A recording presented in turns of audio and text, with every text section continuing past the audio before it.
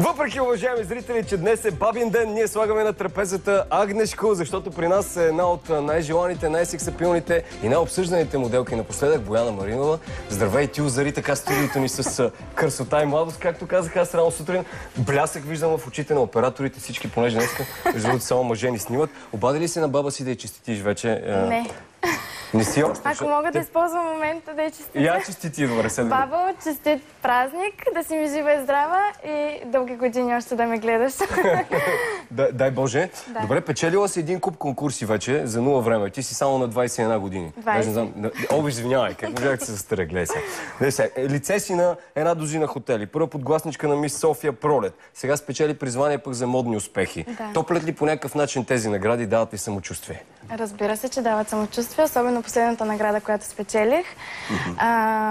Бях в съревнования с една доста известна българка, Ирена Милянкова, която аз лично много харесвам. Да, и тя е така доста модел, който е постигнал вече доста в кариерата си. Точно, затова тази награда много ме ласкае. Добре, виждаме те тук. Това са ти май любимите обици, защото е много снимки. Защо ти са ние същи тук с тази дама? Не са ли ни същи? Не, имам просто такива много подобни. Разбирам, нали знаеш, сега една жена ще се запита, ще каже всички тогава, ама те не са ли са ни същи обици? Много хубава рокля, между другото. Благодаря. Харесвам и това от церемонията, за която говорихме. Добре, казваш, че ти дават самочувствие тия конкурси, обаче пък примерно поканили си те да участваш в Miss Playmate 2014 година и ти си отказала. Що си отказала? Те жените се избиват да отидат там, да се получи някоя нова руса златка или нова червена златка, пък ти си отказала такава чест, така да се каже. Не знам, може би още не съм го почувствала, че съм готова за такъв конкурс. Мисля, малко по-хард е. Това ли имаш предвид? Добре, ама пък това не ти попречи през май миналата година да се съблечеш за корицата на това списание. Ами, така е, но сега ще видим снимките, между другото. Аз съм ги замъглил малко, за да... Едно да се съблечеш за списание, друго е да бъдеш на самия конкурс. Добре, как възприеха сега твоето семейство от Тетевен? Как възприе тази снимка? Вижте, ти се флиртуваш тук с едно пиано. Ще видим после и още такива. Почиваш си върху пиано. Удобно ли беше, между другото? Не, между другото изобщо не беше удобно. Колко време прекара на това пиано? Защото много време отнема по някакво. Те бяха, едното е това пиано, другото беше роял. На рояла беше по-неудобно, между другото. Тук само на тази снимка ли сме запецнали? Ето виждаме тук това е на рояла вече, да. Виж колко си различна с тежък грим и друга прическа вече. Изгледаш като много по-зряла жена, нали, на тия снимки. Все пак, нали снимаме за някакво зряло списание. Да. Добре, имаш ли някакви тунинги? Вижда се, че всичко май по тебе си е твое. Абсолютно нямам нищо, да. Добре, според мен дръж си на това, защото много момичета напоследък си надуват устните с какви ли неща, които са си много добри. Даже сравнявате с, знаеш много добре, с Николета Лозанова, която е сърцеразбивачка, мъжемилачка и така нататък.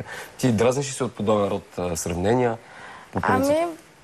Дразня се от тази гледна точка, че сме много различни двете. Не знам хората кое виждат общо между нас. Аз бих казал, че ми приличаш малко на Никол Шерцингер, примерно, и на Бейонсе. Ние може да имаме снимка на Никол. Не, тук точно не си приличате много, но единствено тази снимка може да ползваме без да плащаме. Аз не съм габровец и така. Добре, какво намери малкото момиче от Тетевен в големия град София? Кажи сега. Какво? Ново начало, може би. Ти сега учиш бизнес и какво беше? Икономика и финанси? Не, бизнес и икономика, но прекъснах между другото, за да започна в друг университет следващата година. Значи не ти харесваше този университет? Не бих казала точно, че е заради университета. Знаеш, че малките градове имат проблеми. Тетевен е един много красив град, от който ти си родом. Каква би била най-добрата реклама според теб за Тетевен? Ето, учила си известно време икономика и бизнес. Природата. Много неща могат да се видят в Тетевен. Хората? И хората са доста гостоприемни. Добре. Феновете на фолк са те виждали в клипове на Азис, на Лияна. След много ще видим снимки с Азис. Само в фолк клипове ли ще се снимаш? Няма ли при нас, ако запиша някоя песен? Веднага. Имаш ли идеи, примерно, защото много модели навлязоха в сериалите? Имаш ли идеи да се снимаш и в киното, въпреки че учиш, нали, съвсем други неща? Между другото, винаги съм го казвала, но мен това е за мен това е голяма мечта. Да бъда в киното. По принцип искам с това да се занимавам, да бъда в киното, актриса. Мисля, че си фотогенична. Не знам нашите зрители как те възприемат, ама могат да ти се получат нещата, защото красотата дори в началото да нямаш опит, трябва да си много естествена в киното специално. Не знам дали някога си играла в такива ученически групи или да, студентски. между другото, като дете в пиеси, много съм участвала, да. Така ли? И каква роля играеш там? Имах няколко роли на кълпазанка. На кълпазанка? Да. Така ли? Да. Добре. Да видим сега снимките с Азис. Този човек Азис. Знаеш, преекспониране така в медийното пространство. Но ти близка ли си с него или това снимки само за поза? Така да се каже? Не, близки сме. Много добри приятели сме. На Васко дължа много. Той сега да не те научи да пееш и да пропееш. Или само това не си като Николета, няма да се пробваш пеенето. Не, никакъв случай. Добре, как се бориш с... То всъщност не знам дали се налага да се бориш, ама с тия предразсъдъци, които имат хората към, нали знаеш, към всички моделки, към всички момичета, които се занимават с мода и по принцип са на кориците на списанията, че те са мъжемилачки, златотърсачки. Безмислено е да се боря. Хората, като са предопределени към нещо... Като са с предразсъдъци към... Да. Просто показвам това, което правя и всеки има право на лично мнение. Сега в момента ти не можеш да споменаш марките, но имаш ли така договори с известни фирми? В момента знам, че си рекламно лице на някаква известна фирма за дрехи в момента. Има ли го това момент? Не само за една.